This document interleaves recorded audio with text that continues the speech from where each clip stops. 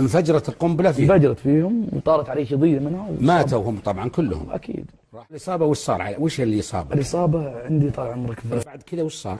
لحظات جلست على ركبي. جلست؟ نعم. فيه نزيف دم؟ في نزيف. اول ما ربط يدي بلغ في الجهاز. العمليات عندنا اصابه. القايد السريه ورقيب السريه كان جلال القحطاني وسلطان بن لبده القحطاني النقي دق علي بالجوال. ايش قوم؟ ايش قلت لهم؟ قلت قوم يلا نصف ترى.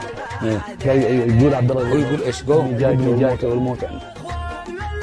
لو الموت عندك. لو الموت عندك قدني جاي.